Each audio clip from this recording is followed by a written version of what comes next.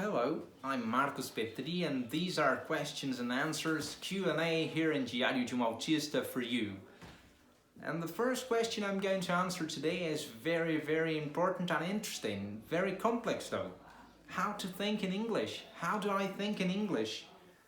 And let me see who came up with this question was João Chaves, Brazilian fan who wants to know about English learning, and he asked how to think in English.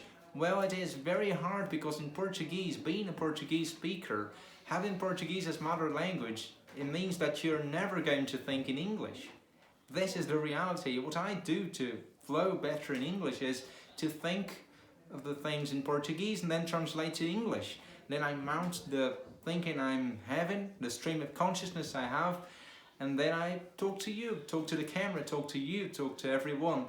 This is the method. I don't think in English. Nobody ever will. If he or she is not born in Ireland, UK and US, it's the reality and we have to face it, João.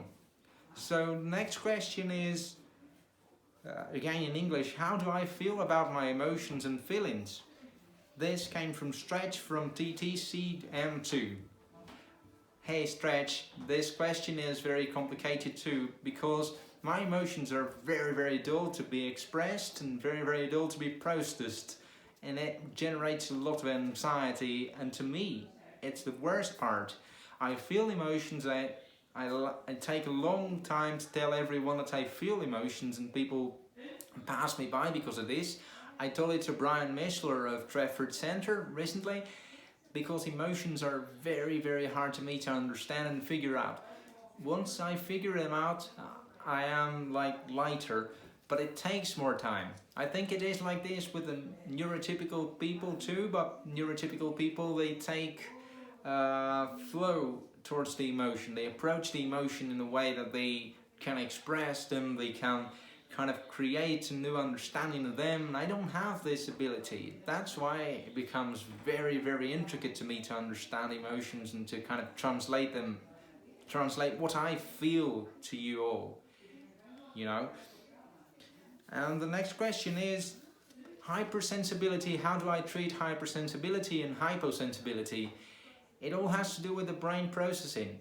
Our brains have systems that process the movements of the legs and the movements of the arms, so that both can coexist in the same body in autism. So, for example, my arms are very sensible and my legs are not sensible. So my legs are treated in a different way than my arms. And how to treat this is to contextualize, to put in context, so autistic people can learn the same way that the normal people learn. The thing is, it takes more time. It's a process of an ant, like we say in Brazil. It's the process of gathering little information bit by bit and then allowing the autistic people to make a proper understanding of the world through tact, through touch, through feeling things, through responding to things. And you're never going to stop, because once you stopped it, you stopped the understanding and you stopped the evolving of people with autism. And so you have to wait for the autistic people to give you the answer, to give you the proper answer, the proper adaptation to the environment. And you're never going to roughly suddenly stop, because it's going to stop the expectation of growth, and it's going to stop the expectation of staying on the path to enhance some functions in the hypo and the hypersensibility, right? Complex question, but if you put it all into context, it's going to work very well. I think so. It worked with me. Everyone adapts in the singular way. Everyone adapts in the singular form. So you have to trust that. It's the primary capacity everyone has, and you cannot neglect it. You are going to adapt. Your son is going to adapt. Trust this in the matter of hyper and hyposensibility.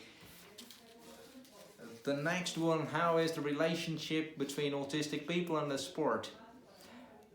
You have two groups of sports to think about. The individual groups of sports and the collective groups of sports. The first group is more suitable for autistic people than the second one, because the individual sports, they have details applied to one single person, and the other group of sports, it depends on the group like it depends on the team and equip, and it becomes very, very difficult for autistic people to adapt. So if you play basketball, if you play volleyball, if you play football, it's going to be harder for autistic kids to adapt, to fit in. But if you put autistic kids to kind of play snooker or play chess, they're going to fit a lot better in. And this is what I did. I played chess for a long time and I fit it in, I suited very well, and I see that details are important in the context of sport. So if you're going to introduce something for autistic people, introduce sports with details and individuality. And not so sure that groups are going to work right in the first moment. But they do, they work, because every autistic people is an individual, every autistic person is an individual. You have to trust this. And these are the questions for today in Q&A Diário de Autista. Hope to receive more from you in England, Wales, Northern Ireland, America, Canada, wherever you are. Just leave me a comment below. I'm going to be very happy to answer. Thank you very much for sticking with me. Goodbye. See you next time.